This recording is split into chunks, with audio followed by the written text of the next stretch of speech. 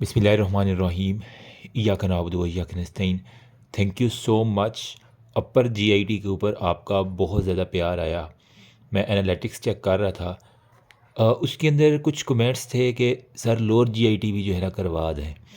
जितना मुझ बंदा ना चीज़ मुझे नलाइक को आता है ना, इतना हो जाएगा कि इंशाल्लाह हम के एग्ज़ाम तक के लिए हम इसको प्रिपेयर कर लें। ठीक है, यहाँ पे मैंने कुछ टॉपिक्स लिखे हुए हैं, आपको दिखा देता हूँ। तो इसके अंदर से ही मोर और लेस सारे पेपर आए हुए हैं। ठीक है, तो थोड़ा सा टाइम टेकिंग है ये, लेकिन इसको हम कोशिश करते हैं एक वीडियो में या मैक्सिमम 2 वीडियोज़ के अंदर पूरी लोअर जीआईटी को जो है ना वो कवर करवाना है। हेमराइड्स, एनल फिस्टुला, ठीक है, एनल के नाल में पाइलोनाइडल साइनस, ये इंपॉर्टेंट है। ठीक है, और हर्नियाज बहुत इंपॉर्टेंट है, रिड्यूसेबल, इरिड्यूसेबल, ऑब्स्ट्रक्टिव, स्ट्रेंगुलेटेड। बाकी इनगोइनल हर्निया पे फिर हमारे पास डायरेक्ट आ जाता है या फिर हमारे पास इनडायरेक्ट इनगोइनल हर्नियाज आ जाएंगे इजी। फिर हमारे पास फेमोरल हर्निया आ जाता है, पैराम्बलाइकल हर्निया हो गया, इसके अलावा इंसिजनल हर्निया आ जाते हैं। एंड लास्ट पे ब्रेस्ट एब्डोमेन के बारे में थोड़ी सी हम बात करके इस चैप्टर को कवर करेंगे। ठीक है, अब यहाँ पे मैंने ये क्यों लिखा हुआ या अल्लाह खैर, क्योंकि मैं बताना चाह रहा हूँ कि लोअर जीआईटी इम्पोर्टेंट है, इसको अच्छे से करना आपके लिए बहुत ज़रूरी है। सबसे ज़्यादा जो मेडिकल के अंदर अगर आप कोई भी फोर्सेस का मेडिकल दे रहा है, तो जितना मेरा एक्सपीरियंस है ना, सबसे ज़्यादा जो अनफिट हो रहे हैं ना लोग, वो इस लोअर जीआईटी के अंदर जो है ना वो हो रहे हैं। वजह क्या है? उनको कोई ना कोई हेमोराइडल प्रॉब्लम है, हर्निया है। देखो, जब आपका इनिशियल मेडिकल होता है या फाइनल मेडिकल होता है, उसके अंदर आपका हर्निया चेक किया जाता है, हेमोराइड्स चेक किए जाते हैं। इनिशियल में तो हेमोराइड्स भी चेक किए जाते हैं टार्च मार के। तो जितनी भी गर्ल्स हैं, बॉयज़ हो, अपनी लोअर जीआईटी की हिफाजत किया करो। ठीक है, और अमूमन फिर कुछ केसेस ऐसे होते हैं कि फ़ीमेल्स ज़्यादा जो है ना हेमराइडल का शिकार होती हैं। वजह वही है कि जो उनके सेक्सुअल इंटरकोर्स के तरीके हैं वो थोड़े से उल्टे होते हैं, तो इस वजह से देखा गया है। तो वो बातें बात की यहाँ जहाँ तक हमारे टीचर्स ने हमें बताया वो मैं आपको बता रहा हूँ। ठीक है, अब लोअर जीआईटी में हमारे पास हर्श स्प्रुंग डिजीज़ को सबसे पहले देखते हैं हम, ये होता क्या है। इसको हमने पैथो के अंदर भी जो है ना वो पढ़ा होगा। ठीक है, हर्श स्प्रुंग डिजीज़ कॉन्जेनिटल अबनॉर्मेलिटी है गट की, मतलब पैदाइशी तौर पे ही बच्चा जो है ना वो इसके साथ पैदा होगा। ठीक है, तो नंबर 1 पे हमारे पास, इसको मैं लिखता हूँ कि ये हमारे पास क्या है, कॉन्जेनिटल अबनॉर्मेलिटी है। गौर से सुनना है, जितनी बातें बता रहा हूँ एटलीस्ट इतनी तो लाजमी करनी है। इसके ऊपर जितना आप गुड़ डालेंगे, जितना आप बुक को खोल के उसके ऊपर मज़ीद ऐड करेंगे तो वो और अच्छा हो जाएगा। ठीक है, ये है, मैं सिर्फ एक डोज दे रहा हूँ। कॉन्जेनिटल हमारे पास अबनॉर्मेलिटी है गट की। ठीक है, जिसके अंदर क्या चीज़ होती है, जो गैंग्लियन सेल है वो मुकम्मल तौर पे एब्सेंट होती हैं। तो इसके अंदर एब्सेंस हो जाएगी हमारे पास गैंग्लियन सेल्स की। इजी हो गया। अब वो कहाँ पे होते हैं? न्यूरोनल प्लेक्सिस, जो एब्डोमिनल वाल का होता है ना, ganglions, absence of ganglion in the neuronal plexus of the certain portion of the abdominal वाल। ठीक है, तो यहाँ पे ऐड अप कर लेंगे, यहाँ हमारे पास neuronal plexus of the abdominal wall के अंदर जो गैंग्लियन सेल है। अब जब ये नहीं है, रहे एब्सेंट रहे, हमें क्या नहीं, इसकी वजह से क्या होगा, failure of the relaxation of that segment. अगर इस सेगमेंट का हमारे पास गैंग्लियन एब्सेंट है, तो इसकी वजह से हमारे पास वो गट रिलैक्स ही नहीं हो पाएगी। ठीक है, तो इसकी वजह से रिजल्ट क्या होगा, failure in relaxation of the that segment. जिस सेगमेंट में है वो हमारे पास फेल हो जाएगी रिलैक्सेशन में। अब जब फेल होगी, रिलैक्स नहीं होगी, तो आपका सारी वो इंटेस्टाइन की मोटेलिटी, ईच एंड एवरीथिंग ख़राब है। ठीक है, अब बच्चे को किस तरह पता चलेगा, क्योंकि मैंने कहा कॉन्जेनिटल है तो बच्चे आते हैं इसके अंदर। तो मेरी जान, अगर जो भी फीमेल्स सुन रही हैं मेरी वीडियो, अगर आपका बच्चा, अगर तो वो न्यू नेट है, नया नकोर है, ठीक है, उसके अंदर क्या सिम्टम्स आएंगे, और अगर वो चाइल्ड की एज के ऊपर पहुंच गया तब कब डायग्नोस। न्यू नेट्स में क्या होगा, एक तो उनको जो है ना मिकोनियम, पहला जो स्टूल है वो बड़ा डिले होगा, पास होगा। ठीक है, delayed passage of the meconium. ठीक है, पहला उसका स्टूल बड़ी ही देर से होगा। और जब उसकी आप देखेंगे एब्डोमिनल वाल, वो आपकी बच्चे की डिस्टेंडेड होगी, डिस्टेंडेड एब्डोमिनल वाल, और साथ में वो बार बार वोमिटिंग कर रहा है। क्यों? इंटेस्टाइन का वो सेगमेंट आगे से बंद है, रिलैक्स ही नहीं हो रहा। तो जितनी भी खुराक वो ले रहा वो बाकी मुंह से बाहर आ रही है, बजाय उसके एनल केनाल से जाने की वो ऊपर से बाहर आ रही।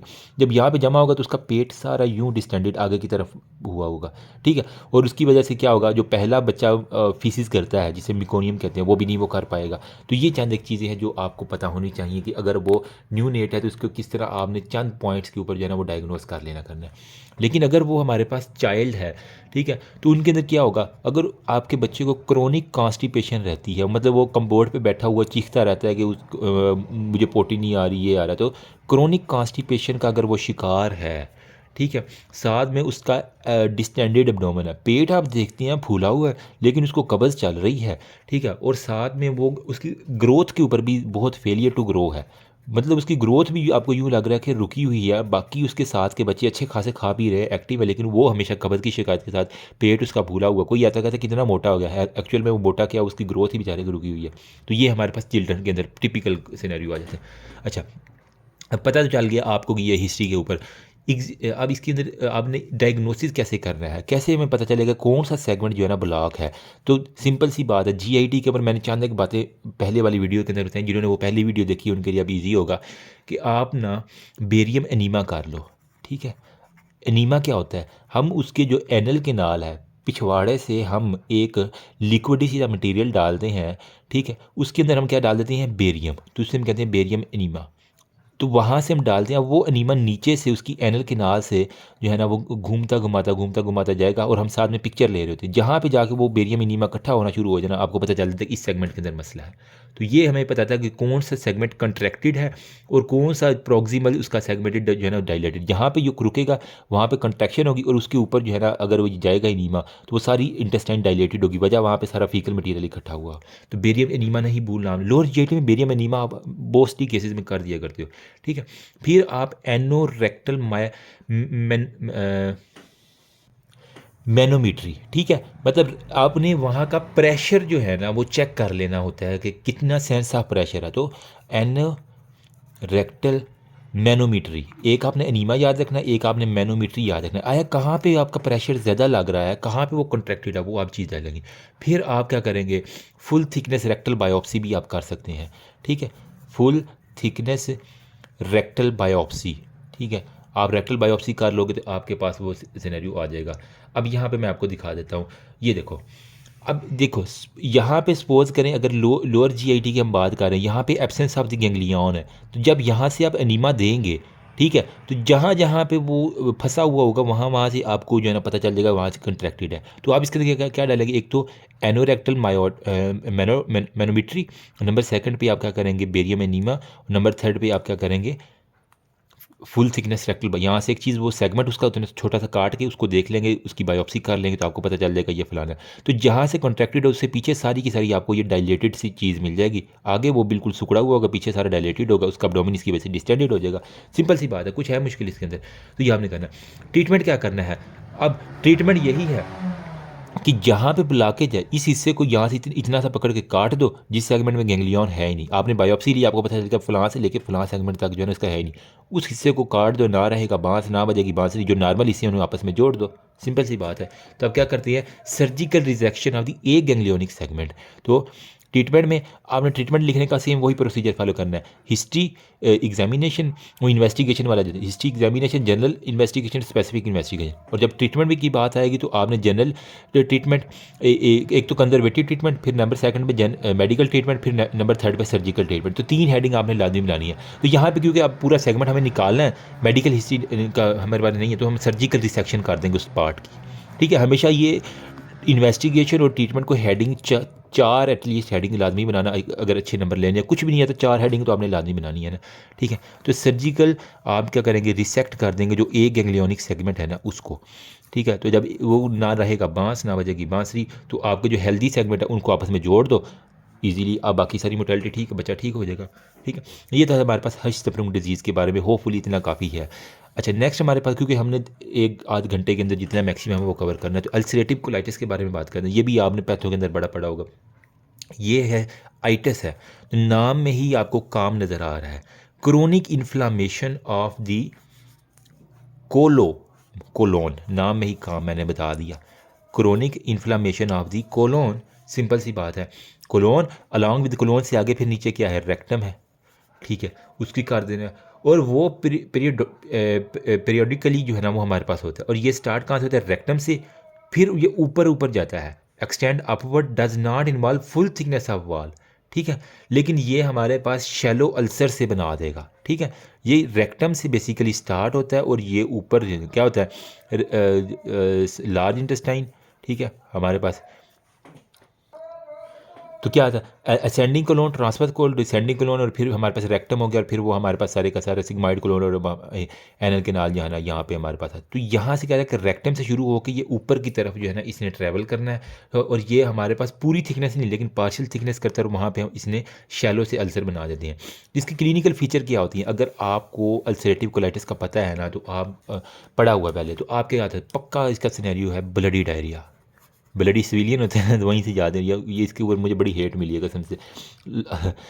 पता नहीं मैं किसी वीडियो में बोल दिया ब्लडी सिविलियन, और लोग आज तक कह रहे हैं कि यार हमारे टैक्सों पे पलते हैं ये, तो वो रियली सॉरी फॉर दैट। लेकिन अच्छा, यहाँ पे हमारे पास क्या जी?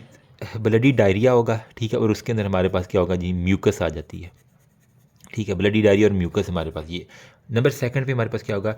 टेनिस्मस, ठीक है। वो कहेगा कि डॉक्टर साहब मैं वॉशरूम जाता हूँ, हो के आता हूँ, फिर मुझे फील आती है कि अभी मैंने और फीसिस पास करनी है। इसे हम कहते हैं सेंसेशन बार बार उसे आ रही है, और साथ में उसको अर्जेंसी होती है, वो कंट्रोल ही नहीं कर। अभी उसको अगर सेंसेशन आई है तो उसे अभी जाना ही जाना है।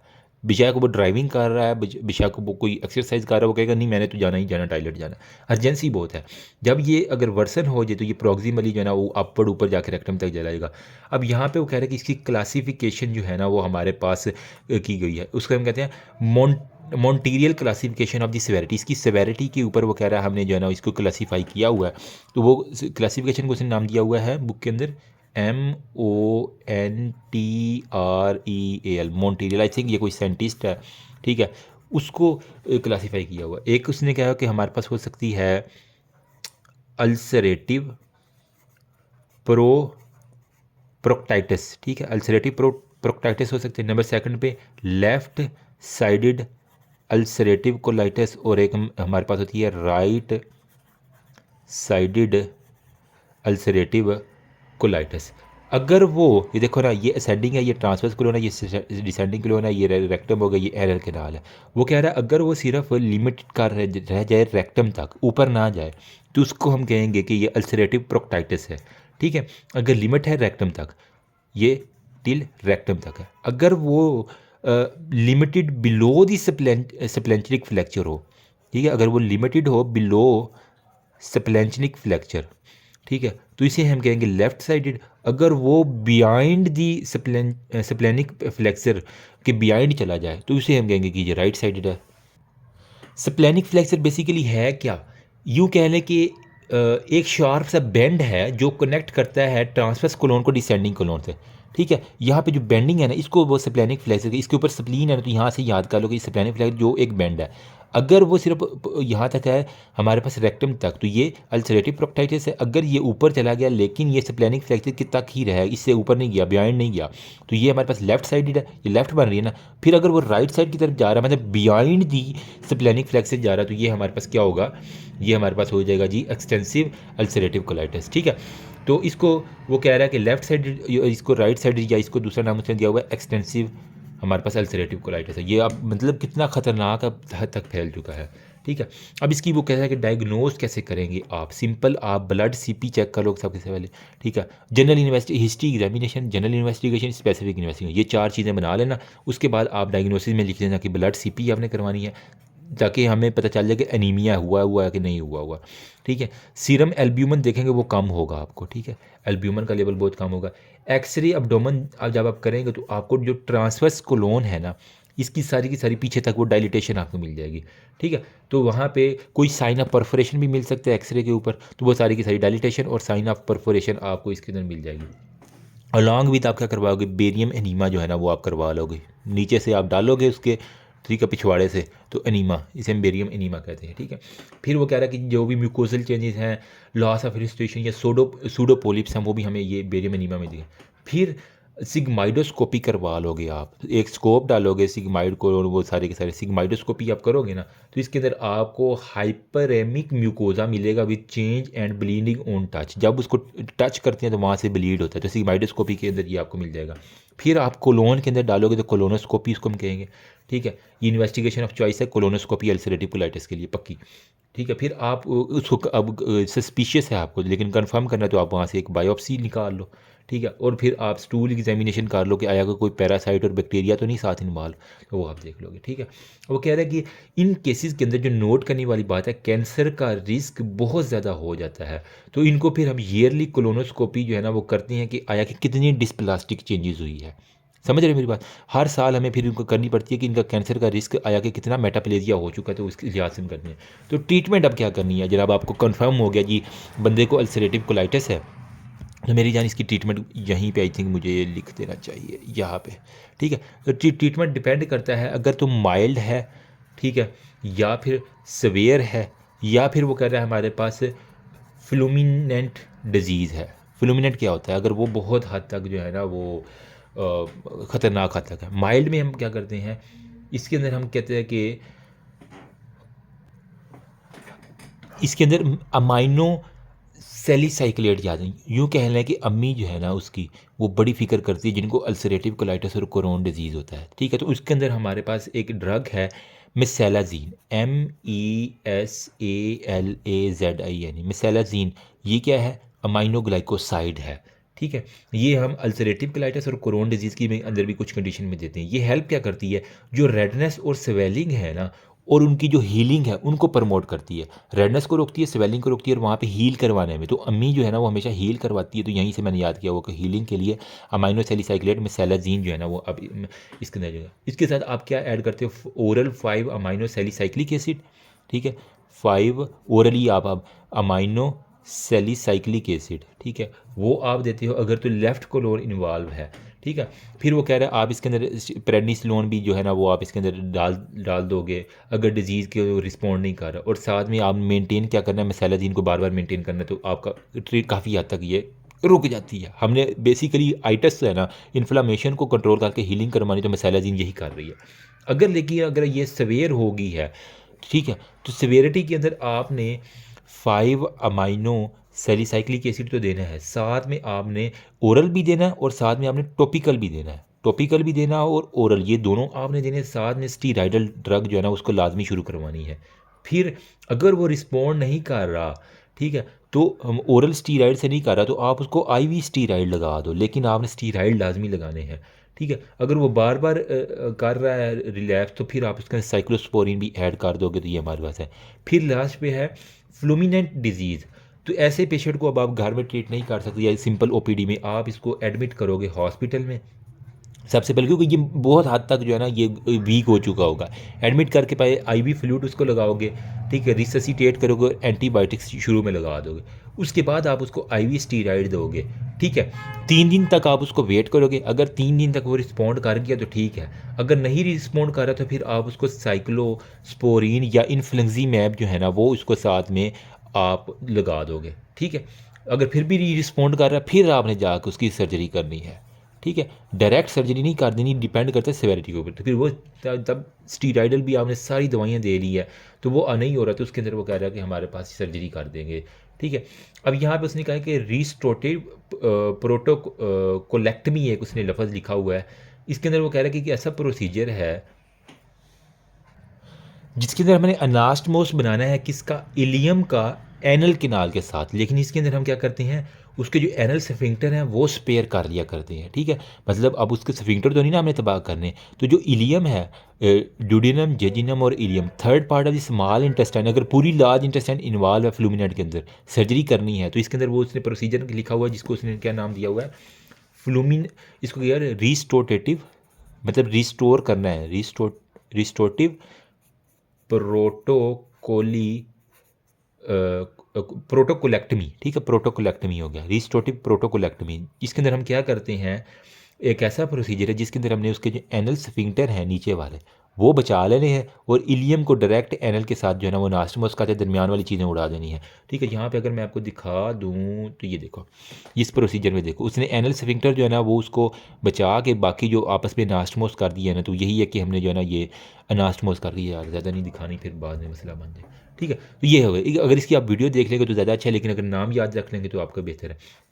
अच्छा, इंडिकेशन वही है कि जब हम पेशेंट को सिम्टम्स आ रहे हैं लेकिन वो कोई भी दवाई से रिस्पॉन्ड नहीं कर रहा, तब हमने ये करनी है। ठीक है, फ्रीक्वेंटली रिलैप्सिंग, एक दफ़ा हमने सर्जरी की वो दोबारा हो गया, दोबारा हो गया। कॉम्प्लिकेशन ऑफ मेडिसिन, अगर वो दवाइयाँ खाने से कतरा रहा है या उसको बहुत ज़्यादा दवाइयों के सिम्टम आ रहे हैं, ठीक है, या फिर अगर एडिनोकार्सिनोमा वहाँ पे बन गया है, या फिर टॉक्सिक मेगाकोलोन है, या वो परफोरेट कर गई, ये लाइफ थ्रेटनिंग हेमोरेज है, तो उसके अंदर आप फ़ौरन से फिर सर्जरी कर देते हो। ठीक है, अगर आपने इसको ट्रीट ना किया, वो यूं ही लेके बैठा रहा, तो क्या होगा?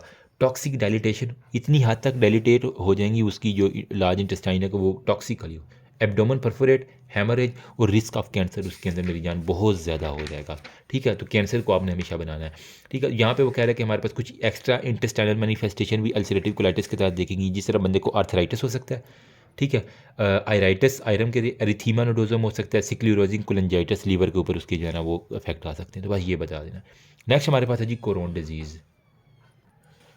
कोरोन डिजीज़ भी आपने पैथो के अंदर पढ़ा है, तो इसके सिनेरियो को डायग्नोसिस करने का टिपिकल जो तरीका मैं आपको बता देता हूँ। आपने पढ़ा होगा कोबल स्टोन अपेयरेंस। ठीक है, तो अगर आपको सिनेरियो में कोबल स्टोन मिल रहा है ना, तो ये पक्की निशानी है कि ये कोरोन डिजीज़ है। ठीक है, जिस तरह आपने कोबल देखे हो ना, जिस तरह वो पार्कों के ऊपर यूं यूं करके पत्थर लगे होते हैं, तो ये हमारे पास है। होता क्या, सेम वही कोरोन डिजीज़ भी अल्सरेटिव कोलाइटिस की तरह हमारे पास इन्फ्लामेटरी डिजीज़ है। ठीक है, ये भी हमारे पास क्या जी, इन्फ्लामेटरी डिजीज़ है। इसके अंदर क्या होगा, बेसिकली गट में का एक सेगमेंट इन्वॉल्व है जिसके अंदर इलियम और असेंडिंग कोलोन, ठीक है, मोस्टली आपको असेंडिंग कोलोन और अलॉन्ग विद इलियम जो है ना वो आपको इन्वॉल्व मिलती है। ठीक है, साथ में सेगमेंट, इसके अंदर क्या होता है, सेगमेंटल इन्वॉल्वमेंट होती है, स्किप लियन जिसे आप कहते हैं ना वो होती है। ठीक है, और ये हमारे पास क्या करता है, डीप अल्सर बना देता है। ठीक है, और वहाँ पे फिस्चुला मतलब एक नए रास्ते जो है ना इसने बना देने होते हैं। ठीक है, यहाँ पे वो कह रहा है कि इसका कोई भी काज हमें तक अभी नहीं मिले। अब अगर अक्यूट अटैक होगा तो इसके अंदर वो क्या होगा, इसके अंदर ब्लडी डायरिया, किसके अंदर था, अल्सरेटिव को, अल्सर जहाँ पे लिखा हुआ वहाँ पे ब्लड आएगा। लेकिन यहाँ पे हमारे पास क्या होगा, अक्यूट अटैक के अंदर एब्डोमिनल पेन होगी और विद डायरिया होगा। ये एब्डोमिनल पेन प्लस हमारे पास डायरिया होगा। और अगर वो क्रोनिक डिजीज़ है तो उसके अंदर डायरिया ऑफ एंड और कभी हो गया कभी ना हो गया, कभी हो गया। यहाँ पे इसके अंदर एनीमिया और वेट लॉस की हिस्ट्री सबसे ज़्यादा होगी। न्यूट्रिशनल डेफिशिएंसी बहुत ज़्यादा होगी। वजह क्या है, कुछ भी चीज़ अब्जॉर्ब नहीं हो रही, डायरिया की वजह से जा रहा है। वहाँ पे आपको फिस्चुला मिलेंगे, स्किन और ब्लैडर के ऊपर आपको मल्टीपल जो है ना वो कह रहा है कि हमारे पास फिस्चुला मिल जाएंगे। ठीक है, अलॉन्ग विद एनल फिशर। ठीक है, वो और पेरी एनल डिजीज़, मतलब उसके क्योंकि क्रोनिक डायरिया की वजह से एनस के ऊपर जो है ना मल्टीपल चीरे जिसे हम कहते हैं ना वो फिशर आपको मिल जाते हैं। ठीक है, अब इन्वेस्टिगेशन क्या करोगे, हिस्ट्री, एग्जामिनेशन, जनरल फिजिकल, उसके बाद जनरल इन्वेस्टिगेशन और स्पेसिफिक इन्वेस्टिगेशन, ये चार आपने हेडिंग लिख के, जो इन्वेस्टिगेशन है ब्लड सीपी, एल्ब्यूमन, सीआरपी, उसके साथ आप क्या करेंगे, आप जब उसकी स्मॉल बावल का एनीमा करेंगे तो आपको वहाँ पे कोबल स्टोन अपीयरेंस मिल जाएगी। ठीक है, वो सारी आप वही यानी यही वाली उठा के यहाँ पे लिख देना। साथ में आप सिग्माइडोस्कोपी, कोलोनोस्कोपी, सेम वही सिग्माइडोस्कोपी प्लस कोलोनोस्कोपी लिख दोगे। साथ में सीटी स्कैन करवा लोगे क्योंकि आपको हम यहाँ पे फिस्चुला मिल रहे हैं तो उसको डिटेक्ट करने के लिए अगर कोई मास है, तो फिर साथ में एमआरआई करा लोगे। और वो कह रहा है कि हमने ना एक स्कैन होता है जिसे हम कहते हैं टेक्नीशियम लेबल्ड ल्यूकोसाइट स्कैन जो है ना वो आप इसके अंदर करो। टेक्नीशियम लेबल्ड ल्यूकोसाइट स्कैन आप कर लोगे तो हमारे पास। अच्छा, ये तो होगी आपने इन्वेस्टिगेशन, अब पता चलेगा जी कोरोना डिजीज़ आपको कोबल स्टोन अपीयरेंस इसकी प्लियन मिल गई है सारी की सारी। ट्रीटमेंट क्या करोगे, ट्रीटमेंट मेरी जान दो तरह से, इसको आई थिंक एंड वाले पेज पे अगर हम इसको डिस्कस कर ले तो फिर ज़्यादा अच्छा होगा, हमारे पास जगह कम है इधर। ठीक है, तो ट्रीटमेंट यहाँ पे मैं लिखता हूँ किसकी, कोरोन डिजीज़ की। कोरोन डिजीज़ की हमारे पास मेरी जान जो ट्रीटमेंट है ना वो मेडिकल भी हो, general treatment, specific treatment, specific में फिर मेडिकल और सर्जिकल, चार हेडिंग बन गई आपकी। तो सबसे पहले आपने मेडिकल ट्रीटमेंट में ना, यानी ये मैं क्यों नहीं लिख रहा टाइम बचाने के लिए, क्योंकि हमारे पास इतना टाइम नहीं है। ये मेडिकल ट्रीटमेंट में आप करोगे, मेंटेन करोगे उसके न्यूट्रिशनल बैलेंस को। ठीक है, सबसे पहले उसकी न्यूट्रिशन जो ख़त्म हो रही है, एनीमिया जिसकी वजह से हो रहा है वो करोगे, आयरन दोगे, विटामिन दोगे। ठीक है, स्टीराइड दोगे ताकि स्टीराइड से बड़ा अच्छा ये रिस्पॉन्ड करते हैं। ठीक है, अगर स्मॉल डिजीज़ होती है, साथ में आप जो है ना वो कह रहा है कि अगर नहीं रिस्पॉन्ड कर रहा तो इसके अंदर फिर 5 अमाइनो सैलिसाइक्लिक एसिड दे दोगे। ठीक है। और हमारे पास ट्यूमर नेक्रोटिक फैक्टर वगैरह हम यूज़ कर सकते हैं ताकि हमारे पास रीमिशन ना हो सके। इसके अलावा एक और इसने लिखे हुए है एज़ाथायोप्रीन भी इसके अंदर आप दे सकते हो, या फिर मरकैप्टोप्यूरिन जो है ना वो आप इसके अंदर देते हो। मरकैप्टोप्यूरिन का सिरप वगैरह कुछ आती है वो आप देते हैं। अगर नहीं रिस्पॉन्ड कर रहा है मेडिकल से तो फिर आप इसके अंदर मेरी जान सर्जिकल के ऊपर चले जाओ। ठीक है, सर्जिकल में क्या है, मैनेज करना जितनी भी कॉम्प्लिकेशन है पहले वो कंजर्वेटिव सर्जरी करनी है। ठीक है, और इसके अंदर ऑप्शन वो कह रहा है कि हमारे पास स्ट्रिक्चरोप्लास्टी है या सेगमेंटल रिसेक्शन हमारे पास आ सकती है।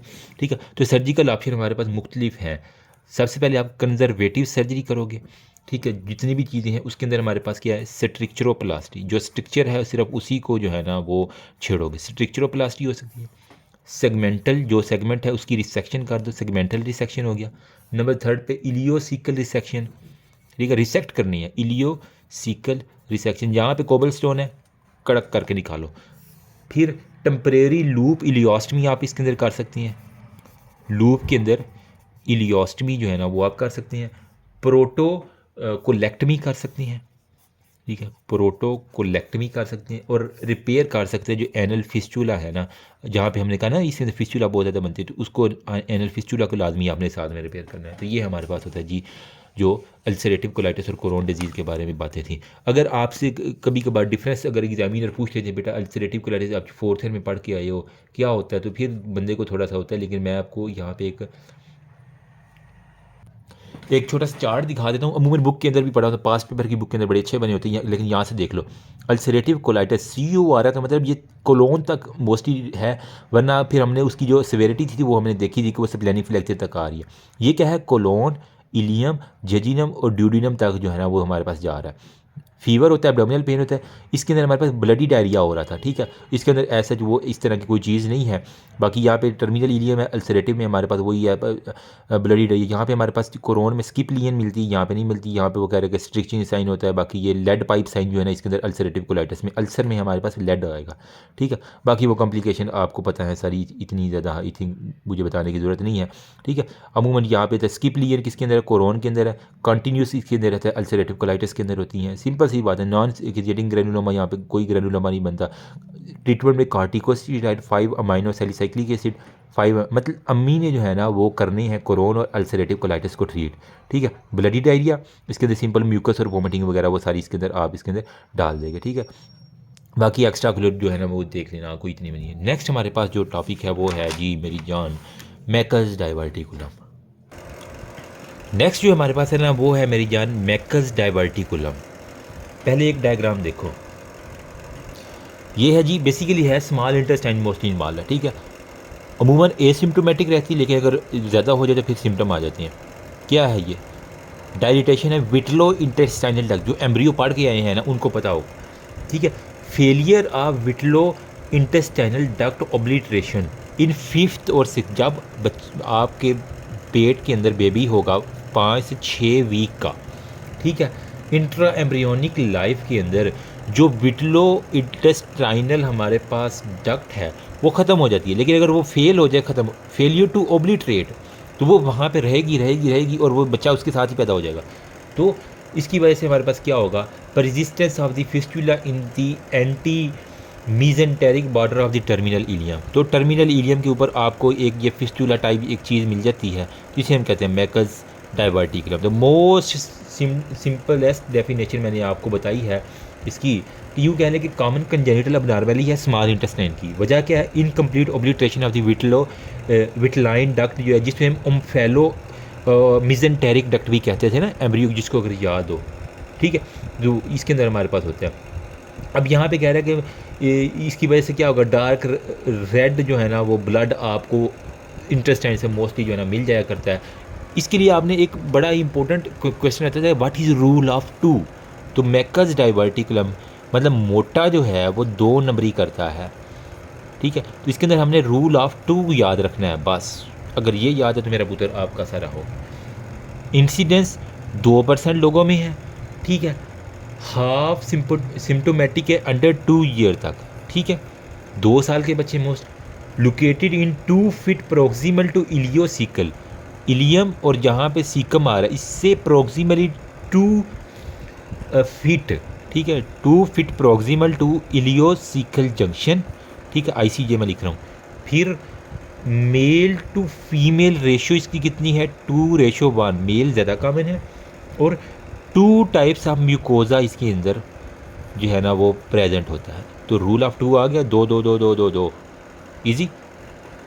फिर क्लिनिकल फीचर क्या है, मोस्टली मैंने कहा एसिम्टोमेटिक होता है, लेकिन यहाँ पे बच्चों के अंदर पेन लेस। माँ कहती है इसको मैरून कलर स्टूल जो है ना, मैरून कलर किस तरह, जो मैरून जिस तरह लहंगा नहीं होता अमूमन दुल्हन का, तो इस तरह का जो है ना वो आपको स्टूल के अंदर मिलता है। ठीक है, ब्लीडिंग पर रेक्टम।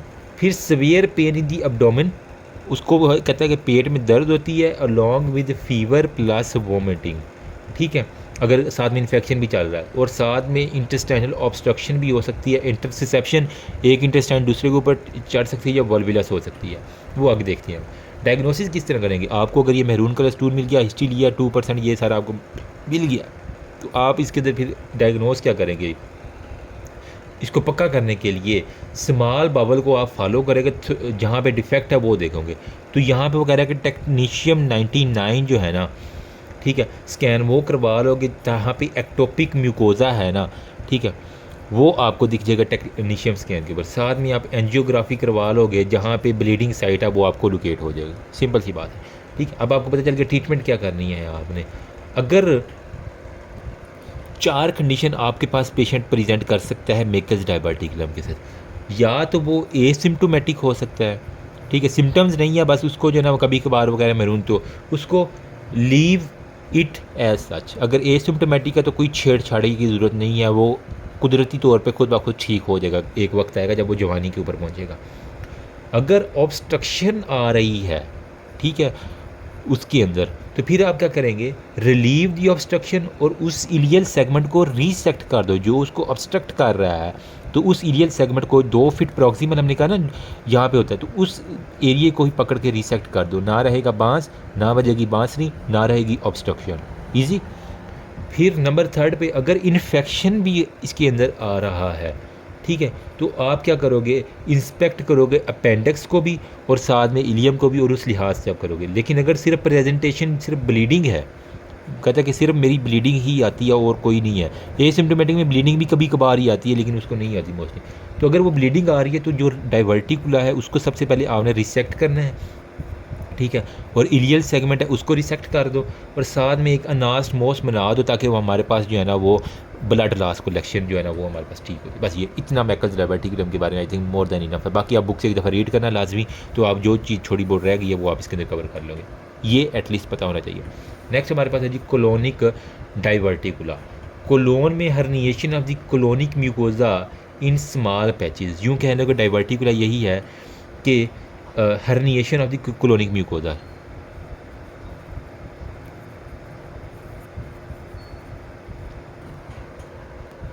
नाम में ही काम है, जो असेंडिंग कोलोन, ट्रांसवर्स कोलोन और डिसेंडिंग कोलोन है, इसके अंदर आउट पोचिंग है इंटेस्टाइनल वाल्व की, ठीक है, और ये एनाटॉमिकली जो है ना वो ह्यूमन कोलोन के अंदर एक तरह से करते हैं। तो स्मॉल बल्जिंग सैक या आउट पोचिंग है in the inner wall of the intestine, और मोस्टली जो कोलोन के अंदर होगा तो उसको हम कोलोनिक डाइवर्टिकुला कहेंगे, ठीक है। अगर आपको मैं दिखाऊँ, ये एक डायग्राम बड़ी प्यारी बनाई हुई है, इस तरह की आपको जो है ना वो आउट पोचिंग कोलोन के अंदर मिल रही है, यूँ यूँ यूँ यूँ सैक लाइक, तो इसे हम कहते हैं ये लार्ज इंटेस्टाइन मोस्टली कोलोन के ऊपर जो है ना आपको ये देख रहे हैं, तो इस तरह की हम इसे कहते हैं कि ये कोलोनिक डाइवर्टिकुला है। जब ये रहेगा तो इसकी वजह से क्या होगा, बार बार वहाँ पे खुराक और गंदी चीज़ें वहाँ पे जाएंगी, तो हमारे पास वो डाइवर्टिकुला इन्फेक्ट हो जाएगा, और इसकी वजह से वहाँ पे एक सा टूथ लाइक अपीयरेंस आपको बेरियम के ऊपर मिल जाती है, जिसे हम कहते हैं डाइवर्टिकुलाइज। तो जिस तरह सा टूथ क्या होता है, जो बर्गर गर्ल्स हैं उन्हें नहीं पता होगा, जो आरी होती है लकड़ियाँ काटने वाली, उसके जो है ना इस तरह के दंदे होते हैं, या जो पिंडों जातों वाले हैं जिन्हें पता क्या कहते हैं, उसे दातरी कहते हैं ना, जिसे वो घास वगैरह काटते हैं पता नहीं क्या, ठीक है, तो उसके ऊपर जो दंदे से उसके बने होते हैं वो 60 टूथ अपीयरेंस उसकी होती है। तो वो उस तरह की आपको अगर बेरियम एनीमा आप करती हो, उसके पिछवाड़े से जो है ना एनीमा डालते हो, तो आपको पता चलता है। Sorry for my dirty words, लेकिन यार मैंने इसी तरह याद करता था, तो अब यही ज़बान पर चढ़े हुए हैं, बजाय इसके कि मैं मम्मी डैडी वर्ड्स यूज़ करूँ, बी देसी स्टाइल, इसी से अच्छा याद होगा। ट्रीटमेंट क्या है इसमें, आपने बेड रेस्ट करनी है, ठीक है, बंदे को सबसे पहले तो बेड वर्टिकुलाइटिस है, इन्फ्लामेशन, साथ में आप एंटीबायोटिक्स दे दोगे, ठीक है, तो अनकम्प्लीट मोस्टली केसेस में यही इसी तरह ट्रीट हो जाते हैं। लेकिन वो कह रहा है कि साथ में अगर बहुत ज़्यादा डाइवर्टिकुलाइटिस है, सपोज करें कि अगर एक इतना प्रोपोर्शन आपको नज़र आ वहाँ पे मल्टीपल डाइवर्टिकुलर मिल रहे हैं तो फिर इन्फेक्शन बार बार होगा, तो फिर उस जो है ना वो डाइवर्टिकुलर सेगमेंट को सिर्फ आप रिसेक्ट कर दोगे, रिसेक्ट डाइवर्टिकुलर सेगमेंट को, और एंड टू एंड एनास्टमोस कर दोगे ताकि हमारे पास जो कॉम्प्लिकेशन है उनको आपस में ट्रीट कर लिया जाए इजीली। तो बस इतनी सी बात काफ़ी है कोलोनिक डाइवर्टिकुलाइटिस के बारे में।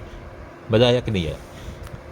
Colorectal carcinoma very very important है, यूँ कह लें कि मोस्ट कॉमन मैलिग्नेंसी है जो GIT ट्रैक में होती है। जितनी भी फीमेल हैं गर्ल्स सुन रही हैं मेरी बात, एक तो कैंसर की वजह बार बार रिपीटेटिव ट्रोमा, तो एक रिसर्च चल रही थी उसके अंदर जो है ना वो कह रही थी कि जो फीमेल एनल सेक्स ज़्यादा की शौकीन है ना उनके अंदर पिनाइल आर्गन की वजह से बार बार ट्रोमा, ठीक है, तो वहाँ पे एक वो खेती सी बन जाती है जो कि बहुत ज़्यादा जो है ना वो रेक्टम के अंदर कैंसर का काज करवाती है, एनल कैनाल के अंदर उसके फीचर के ऊपर बार बार वो होता है। तो ये एक रिसर्च मैं बता रहा हूँ जो कि मैंने चंद दिन पहले देखी। रिस्क फैक्टर क्या है? अगर एज किन लोगों में ज़्यादा कोलोरेक्टल कार्सिनोमा होता है? जो एज अगर 50 से बड़ी है, बूढ़े खतून हैं, बूढ़े लोग हैं, मेल में भी हो सकता है, ज़रूरी नहीं फीमेल ही सिर्फ। मॉर्बिड ओबिसिटी, ओबीज़ लोगों में देखा गया, मोटापा भी एक बीमारी है। हाई फैट, बहुत ज़्यादा फैट, हर वक्त उन्होंने ये फैटी चीज़ें खानी है, ठीक है, और लो फाइबर डाइट, फाइबर वाली डाइट बहुत कम खा रहे हैं तो उनके स्टूल सख्त होके आएंगे और वो कट लगाते जाएंगे। अगर उनको इन्फ्लामेटरी बाउल डिजीज़ है हो सकता है, या फिर उनके अंदर एडिनोमिएटिस पोलीपोसिस है, एडिनोमिएटिस पोलीपोसिस है वो, या फिर उनकी इंटेस्टाइन में एडिनोमास बने हुए हैं तो उनके अंदर कोलोरेक्टल कार्सिनोमा बहुत इंपॉर्टेंट है। क्लिनिकल फीचर क्या होगा? अगर किसी को कार्सिनोमा तो ब्लीडिंग पर रेक्टम नॉर्मली, इंटेस्टाइन में कोई भी अगर इन्फ्लामेशन है तो ब्लीडिंग पर रेक्टम लिख देना लाजमी तौर पर, ठीक है। एनीमिया सब में लिख देना, वेट लॉस सब में लिख देना, एब्डोमिनल पेन लिख देना, फीलिंग ऑफ इनकम्प्लीट डेफिकेशन, वो वॉशरूम घंटा लगा के आएगा लेकिन फिर भी उसको लगेगा कि यार अभी और मेरा स्टूल आना है, तो इसे हम कहते हैं एक टेनिस्मस भी होता है, बार बार फीलिंग, और यहाँ पे इनकम्प्लीट इवैक्यूएशन जो है ना डेफिकेशन इनकम्प्लीट है। साथ में पल्पेबल एब्डोमिनल मास, ये भी बहुत सी चीज़ों में आप लिख सकते हो, ठीक है। और रेस्ट के ऊपर वगैरह के सिम्टम थोड़े से जो है ना वो डिपेंड करते हैं कि बाकी जो सिम्टम है वो साइज़ ऑफ ट्यूमर के ऊपर डिपेंड करते हैं। इसके साथ जो सराउंडिंग एरिया वहाँ पे आपको प्रेशर सिम्टम्स बहुत ज़्यादा मिल जाती हैं, और साथ में इवन अगर ये कैंसर है तो ये मेटास्टाइज कहाँ से तक कर सकता है? लीवर तक कर सकता है, और साथ में अदर आर्गन इन्वॉल्व। तो जहाँ पे कैंसर है वहाँ पे CT स्कैन करवा लो, वहाँ पे आपने TNM क्लासिफिकेशन करनी होती है जो कि बहुत बहुत इंपॉर्टेंट है। तो कोलोरेक्टल कार्सिनोमा की वो कहते हैं TNM क्लासिफिकेशन आपको पता हो, ठीक है। तो इसके अंदर हमारी क्लासिफिकेशन मैं देखता हूँ, एक है T1, stage T2, stage 3, T4। T1 अगर होगा तो अगर वो सिर्फ सब म्यूकोज़ा को उसने इन्वॉल्व किया हुआ तो T1 है। अगर उसने म्यूकोज़ा होता है, सब म्यूकोज़ा होता है, मस्कुलरस प्रोप्रिया होता है, और एडवेंटिशिया होता है या सिरोजा होता है, हमारे पास 4 लेयर होती हैं। अगर सिर्फ सब म्यूकोज़ा तक गया हुआ है, म्यूकोज़ा का काटा सब म्यूकोज़ा तो T1 है। अगर वो मस्कुलरस प्रोप्रिया तक चला गया है MP तो T2 है। अगर वो पेरिकोलिक फैट तक गया हुआ है लेकिन उसने अभी सिरोजा को ब्रीच नहीं किया, ठीक है, कह लो कि पेरिकोलिक फैट तक गया है बट नॉट ब्रीच दी, उसने नहीं तोड़ा सिरोजा, तो T3 है। अगर वो T4 कब होगा? अगर उसने ब्रीच कर दिया सिरोजा को भी और फिर वो दूसरी आर्गन में चला गया है तो वो T4 हो जाएगा, ब्रीचिंग दी अदर आर्गन तो T4 हो जाएगा, ठीक है। बाकी वो कह रहा है कि N0 हो सकता है, या N1 हो सकता है, या N2 हो सकता है, ठीक है। N0 अगर कोई लिम्फ नोड इन्वॉल्व नहीं है तो N0, N1 क्या है? अगर 1 से 2 नोड इन्वॉल्व है, अगर 3 से 4 है तो N2 हो जाएगा। बाकी M0 और M1 का पता है, ठीक है। अगर कोई मेटास्टेसिस नहीं है तो M0, अगर मेटास्टाइज है तो M1 हो गया, कि नोड के नंबर के ऊपर N1 और N2, ठीक है। बाकी ये हमारे पास हो गया। अब यहाँ पे उसने एक और स्टेजिंग दी हुई है जिसे वो कहते हैं डुकीज स्टेजिंग, डकी भाई है ना एक, ठीक है, हमारे पास। तो इसी से यार एक्चुअली मेरा बाहर जाने को दिल नहीं कर रहा, सर्दी बहुत है, मार्कर मेरे पास जो है ना वो ब्लू वाले सारे सूख गए। अच्छा, यहाँ पे क्लासिफिकेशन है DUKES, डुकीज स्टेजिंग। इसके अंदर क्या होता है? सबसे पहले आपने क्या करना है इस स्टेजिंग के अंदर, ये एक बड़ी प्यारी मुझे डायग्राम मिली है, ठीक है। जैसे T1, T2, T3, T4 में ये था ना कि अगर वो सिर्फ सब म्यूकोज़ा तक इन्वॉल्व, अगर मस्कुलरस प्रोप्रिया तक, अगर वो वहाँ पूरी तक, लेकिन उसने फैट को इन्वॉल्व नहीं किया, अगर बाहर तक चला गया तो हमारे पास फिर ये आ जाएगा। ठीक है। अब यहाँ पे जो डुकीज़ हमारे पास स्टेजिंग है ना, वो कह रहा है इसके अंदर ABC याद कर लो, A, B और C। ए में क्या है, अगर वो सिर्फ कैंसर जो है वो कन्फाइंड हो बावल की वाल तक, ठीक है, तो हमारे पास स्टेज ए होगा। बी में क्या होगा, अगर उसने बावल वाल तो कर ली है इन्वॉल्व, लेकिन not involve the free peritoneal surface, उसकी फ्री पेरिटोनियल अभी तक इन्वॉल्व नहीं है, तो वो स्टेज बी है। स्टेज सी में अगर वो लिम्फ नोड इन्वॉल्व कर रहा है तो डुकीज़ कह रहा है कि वो हमारे पास स्टेज 3 है। तो बस ये रटा लगाने वाली चार्ज है, ठीक है। इसके अलावा वो कह रहा है कि एक और साइंटिस्ट था जिसका नाम था हमारे पास एस्टलर कॉलर, इसने इसी डुकीज स्टेजिंग को मज़ीद मॉडिफाई करके ना इसके अंदर एक डी भी डाल दिया। यहाँ पे लिम्फ नोड था, डी से उसने कहा था कि साथ में डी डाल कर डिस्टेंस मेटास्टेसिस भी आप कर लो तो आपके पास जो है ना मज़ा आ जाएगा। तो बस जी ये इसने किया हुआ। अब आपको पता चल गया ये कैंसर है, तो इसके लिए इन्वेस्टिगेशन क्या करोगे, सब के अंदर per rectal examination, proctoscopy, sigmoidoscopy, colonoscopy, double contrast barium enema, पिछवाड़े से आपने एनीमा डाल देना है। समझ आ रही है मेरी बात, ये मेरी बातें याद आएंगी आपके एग्जाम वाले दिन। सीटी स्कैन एब्डोमेन और साथ में पेट स्कैन, ठीक है। पॉजिट्रॉन एमिशन टेस्ट एक इसके अंदर ऐड कर लो, pet scan, CT scan, colonoscopy, sigmoidoscopy और barium enema, per rectal barium enema, और हमारे पास per rectal examination general physical, आप हिस्ट्री एग्जामिनेशन तो लाजमी लिखोगे ना, ठीक है। अब आपको पता चल गया ये कैंसर है, तो इसकी मेरी जान ट्रीटमेंट क्या होगी। तो ट्रीटमेंट के लिए आई थिंक हमें एक एक्स्ट्रा पेज चाहिए होगा, यहाँ पे आ जाओ, यहाँ पे, ठीक है। देखो कोलोन क्या है, असेंडिंग कोलोन, ट्रांसवर्स कोलोन और डिसेंडिंग कोलोन, ऐसी है ना। तो ट्रीटमेंट भी डिपेंड करती है कौन सा एरिया इन्वॉल्व है। अगर सीकम है ना, इलियम हो गया, सीकम हो गया, यहाँ पे सीकम और फिर असेंडिंग कोलोन है, ठीक है। अगर वो कह रहा है कि सीकम और हमारे पास असेंडिंग कोलोन इन्वॉल्व है, ठीक है, ये वाला और ये वाला इन्वॉल्व है, तो फिर आप क्या करोगे, क्योंकि ये राइट साइड के ऊपर है तो इसके नाम में ही काम है, इसको हम कहते हैं कि राइट हेमी कोलेक्टमी कर देते हैं।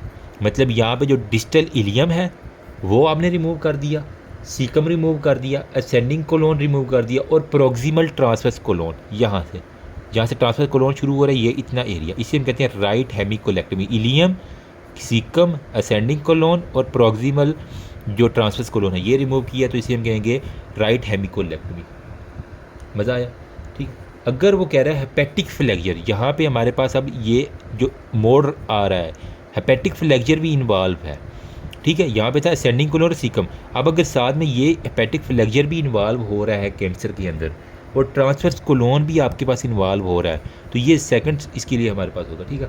तो हमारे पास हेपेटिक फ्लैक्चर अगर इन्वॉल्व है, ठीक है, ये वाला, और साथ में ट्रांसवर्स कोलोन भी अलॉन्ग विद पीछे वाला सारा पिछवाड़ा इन्वॉल्व, और ये, तो फिर इसके अंदर हम राइट हेमिकोलेक्टमी तो करेंगे लेकिन उसको मज़ीद एक्सटेंड कर देंगे, ठीक है। इसको हम कहते हैं एक्सटेंडेड राइट हेमिकोलेक्टमी। मतलब इलियम, सीकम, असेंडिंग कोलोन और ट्रांसवर्स कोलोन का फर्स्ट तो किया, उसको मज़ीद एक्सटेंड करके पूरे का पूरा हमने जो है ना वो ट्रांसवर्स कोलोन जो है ना रिमूव करना है।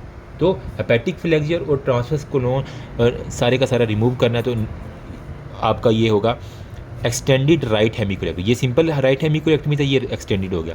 नंबर 3 पे अगर कह रहा है यही कैंसर स्प्लीनिक फ्लैक्चर, अब ये जो मोड आ रहा है इसको हम स्प्लीनिक फ्लैक्चर कह रहे हैं, ये इन्वॉल्व है, ठीक है। और वो कह रहा है कि सिग्माइड कोलोन जो है ना वो भी इन्वॉल्व है, ट्रांसफर कोलोन, और यहाँ पे नीचे जो है ना वो डिसेंडिंग कोलोन और सिग्माइड कोलोन, ये यहाँ तक अगर इन्वॉल्व है तो ये एक थर्ड केस हमारे पास बन जाएगा। वो कह रहा है अगर आपका पीछे वाला सारा इन्वॉल्व है, साथ में स्प्लेनिक फ्लैक्चर भी इन्वॉल्व है, ठीक है, और नहीं ये पीछे वाला ठीक है, लेकिन ये वाला जो है ना अगर सिर्फ ये वाला एरिया इन्वॉल्व है, स्प्लेनिक फ्लैक्चर इन्वॉल्व है, प्लस हमारे पास क्या है, यस सिग्माइड कोलोन इन्वॉल्व है, तो इसके अंदर हम क्या करेंगे, अब ये सारा लेफ़्ट साइड पे बॉडी पे आ रहा है, दिल वाली जगह इसी के नीचे ऊपर दिल होता है ना, तो ये हमारे पास लेफ़्ट साइड है, तो इसके अंदर हम क्या करेंगे, लेफ़्ट हेमिकोलेक्टमी कर देंगे, ठीक है। इसके अंदर क्या करेंगे, जो डिस्टल ट्रांसवर्स कोलोन है, यहाँ पे हमने प्रॉक्सिमल किया था, अब जो बाकी रह गया डिस्टल ट्रांसवर्स कोलोन, अगर ये वाला इन्वॉल्व है तो इसके अंदर ये थोड़ा सा इसका पीस ले लेंगे। आगे से हम क्या करेंगे, distal transverse colon, descending colon और सिग्माइड कोलोन, ये पूरे को करके अगर रिमूव करेंगे तो इसे हम कहेंगे कि ये है लेफ़्ट हेमिकोलेक्टमी। ये थी हमारे पास राइट हेमिकोलेक्टमी, ये हमारे पास है जी लेफ़्ट हेमिकोलेक्टमी, ठीक है। फिर वो कह रहा है कि अगर लीवर के अंदर मेटास्टाइज कर गया है, ये नहीं 4 कंडीशन एक और है, कह रहा है कि अगर ग्रोथ इज़ इन ऑपरेटेबल, मतलब वो ऑपरेट के काबिल नहीं है, तो आप क्या करोगे, कैंसरियस सेगमेंट जो है ना वो उसको एनास्टमोर करके वहाँ पे कीमो जो है ना वो आपने देनी होती है। मतलब आपको नहीं समझ आ रही कि यहाँ पे यहाँ से यहाँ तक फैला हुआ, यहाँ से यहाँ तक फैला हुआ, यहाँ से यहाँ तक इन ऑपरेटेबल के काबिल नहीं है कि हम इतनी हेमिकोलेक्टमी करें या आधी कोलोन काटें। तो वो कह रहा है फिर आपका करते हैं जो पूरी कोलोन है ना वो रिमूव करके बाकी जो ठीक एंड है नॉन कैंसरिशियस एंड, कैंसर से पहले वाला एंड और कैंसर से बाद वाला एंड, उनको आपस में नास्टमोस करके दरमियान वाला हिस्सा उड़ा देते हो, ठीक है। फिर वो कह रहा है अगर लीवर के अंदर मेटास्टाइज करेगा तो आप क्या करेगा, लीवर की रिसेक्शन भी आपको करनी पड़ सकती है, लीवर रिसेक्ट कर दो और साथ में आपको कीमोथेरापी जो है ना वो करना है, इसके साथ आप रेडियोथेरापी भी ऐड कर सकते हो, वो है, ठीक है। ये हमारे पास होता था। ये हमने अभी तक डिस्कस किया, क्या किया है, ट्रीटमेंट किसका डिस्कस किया है, कोलोनिक, अगर हमारे पास कैंसर है, ठीक है। अगर कोलोन से नीचे अब हमारे पास सिग्माइड कोलोन और नीचे रेक्टम आ गया, ठीक है। अब इस रेक्टम के इन्वॉल्वमेंट देख लेते हैं, तो इसके लिए अलग से ट्रीटमेंट है। जो ट्रीटमेंट ऑफ, अगर मैं रेक्टल कार्सिनोमा कहूँ, ठीक है, तो वो अलग है हमारे पास। इसके लिए कह रहा है कि हम क्या कर सकते हैं, 3 तरह से रेक्टल कार्सिनोमा की ट्रीटमेंट कर सकते हैं। एक हमारे पास हो सकता है जी एंटीरियर रिसेक्शन, ठीक है, एंटीरियर रिसेक्ट कर सकते हैं, या फिर हम एब्डोमिनोपेरिनियल रिसेक्शन कर सकते हैं, या फिर हम कह रहा है कि एक हमारे पास ऑपरेशन होता है जिसे हम कहते हैं हार्ट मैन का हार्ट उसके रेक्टम में चला गया, हार्ट मैन जो है ना वो ऑपरेशन कर सकते हैं अलॉन्ग विद कीमो और रेडियोथेरापी ऐड कर देना। तो अब रेक्टम मतलब असेंडिंग कोलोन के ट्रांसवर्स डिसेंडिंग कोलोन तक हमने देख लिया। अब नीचे तक मेरी जान रेक्टम वाला एरिया जो है ना इसके अंदर कोई कैंसर पड़ा हो, तो इंटीरियर सेक्शन में क्या करेंगे, अगर वो तब करते हैं अगर अपर 2/3 ऑफ द रेक्टल इन्वॉल्व है। इसको मैं कर देता हूँ कि अपर 1/3 मिडल और लोअर 1/3, तो अपर 2/3 अगर इन्वॉल्व है तो हम इंटीरियर रिसेक्शन करते हैं ओनली एब्डोमिनल इंसिजन दे के, ठीक है। और जो भी हमारे पास रेक्टम इन्वॉल्व है उसको काट के उसको रिसेक्ट कर देते हैं। एब्डोमिनोपेरिनियल रिसेक्शन कब करते हैं, जब हमारे पास लोअर 1/3 इन्वॉल्व हो। तो अगर अपर 2/3 इन्वॉल्व है तो एंटीरियर रिसेक्शन, लोअर 1/3 अगर इन्वॉल्व है तो एब्डोमिनोपेरिनियल रिसेक्शन हम करते हैं। अगर ये वाला हिस्सा इन्वॉल्व है तो इसके लिए हम एब्डोमिनोपेरिनियल रिसेक्शन करते हैं। इसके अंदर हमने दिया था एब्डोमिनल इंसिजन दिया था, इसके अंदर हम क्या करेंगे, पेरिनियल इंसिजन, उसकी पेरिनियम के ऊपर जो है ना जितना भी प्राइवेट पार्ट वाला एरिया है ना वहाँ उसके ऊपर हमने देना होता है इंसिजन। पेरिनियल इंसिजन दे के वहाँ पे जो एनल केनाल है उसको रिमूव करके बाकी। हार्ट मैन ऑपरेशन क्या होता है, इसके अंदर हम क्या करते हैं, पूरी की पूरी रेक्टम, बजाय ऊपर वाली नीचे वाली पूरी रेक्टम हमने करनी है। डिस्टली हमने जो है ना वो क्लोज़ कर दी। जब रेक्टम निकाल दिया तो यहाँ से अब हमें नीचे तो कोई चीज़ जा ही नहीं सकती, तो हमने डिस्टली जो है ना उसको पक्का सारी उम्र के लिए क्लोज़ कर देना है। तो फिर उसके फीसिस कहाँ जाएंगे, फीसिस के लिए हमने जो डिसेंडिंग कोलोन है वहाँ पे एक नया रास्ता स्किन के ऊपर बना देते जिसे हम क्या कहते हैं, कोलोस्टमी, ठीक है। आपने अमूमन देखा होगा ये कुछ मूवीज़ भी होती है उसके कोलोस्टमी बैग दिखा रहे होते हैं, ठीक है। उसके पेट के ऊपर एक छोटा सा बैग लगा देते हैं जिसे हम कहते हैं कोलोस्टमी, हम बना देते हैं, ठीक है। तो वो हम अब मैं आपको दिखा देता हूँ। अगर कोई पूछ लेना कोलोस्टमी है क्या, बता देना कि हम ना सर्जरी करके एक नया रास्ता ओपन कर देते हैं जिसे हम कहते हैं स्टोमा का हम उसको ना नाम देते हैं। यहाँ पे अगर मुझे डायग्राम मिल जाए, ये देखो, उसके जहाँ से हमने काटा है उसको वहाँ से बंद करके उसका एक नया रास्ता निकाल देना है और उसकी जो स्किन के ऊपर जो है ना हमने निकाल देते हैं, ठीक है। और उसके ऊपर हम एक बैग लगा देते हैं जिसे हम कहते हैं स्टोमा, ठीक है। और बैग का नाम होता है स्टोमा बैग, ठीक है। अब जितना भी फीसिस है बजाय उसकी एनल एरिया में जाने के वो ऊपर उसके पेट के पास जो है ना वो बैग के अंदर इकट्ठा होता है, वो फिर बैग को उतार के नया बैग लगा देता है। तो इस तरह का, तो ये बात समझने के लिए आप, ये मैंने लाइव एक केस देखा भी हुआ है, ठीक है। एक छोटी बच्ची थी उसको बनाया गया था, ठीक है। ये कोलोस्टमा ये बैग के अंदर, यानी कितना ये बेचारे की ज़िंदगी होगी। तो पूरी फैमिली जो है ना वो इकट्ठी हुई और वो बेचारा वाशरूम में जाके अपना बैग खाली कर रहा हो, ठीक है। ये लेकिन होती है, इसकी इन्फेक्शन के चांस होते हैं। फीसिस जारी बात है वो अपने हाथों से अब उठा के वाशरूम में जो है ना वो बैग के ज़रिए निकाल रहे हैं, तो ये बड़ी पेनफुल होती है। इस तरह का आप ना इसकी अब फिर सफाई भी करनी होती है प्रॉपर। अब बैग का अलग खर्चा होता है। ये नीचे से हमने डाइसेक्ट करके इसको प्रॉपर बंद कर दिया। अब ऊपर से एक नया रास्ता उसके पेट के ऊपर से स्किन के ऊपर से निकाल के यहाँ पे हमने स्टोमा निकाल दिया, स्किन बैग लगा देना, ठीक है। तो ये हमारे पास होती है।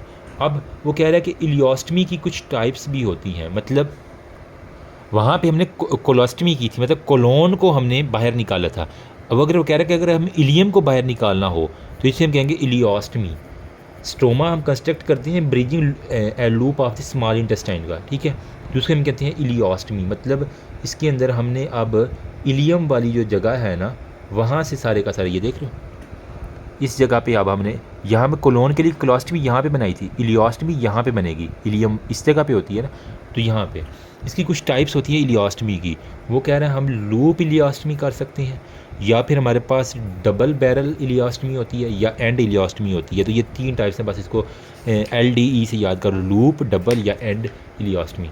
अच्छा, अब स्टोमा तो हमने बना दिया स्किन के ऊपर, इसकी कम्प्लिकेशन क्या हो सकेंगी?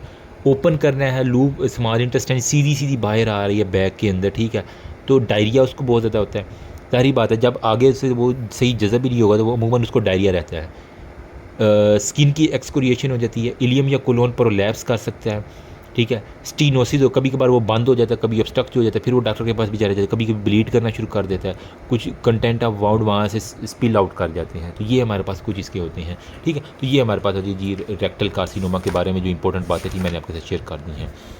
यार आज तो मैं थक गया हूँ।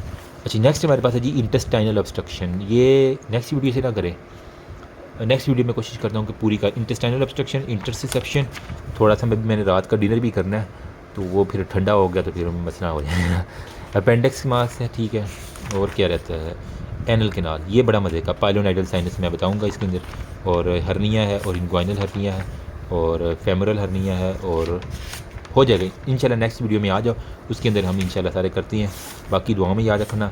आई नो कि बहुत ज़्यादा मैं नहीं करवा रहा, लेकिन something is always better than nothing. जो मुझ जैसे हैं जिन्होंने आखिरी रातों में पढ़ना होता है, ठीक है, शायद किसी एक बंदे की हेल्प हो जाए, मेरा मकसद पूरा हो जाएगा, ठीक है।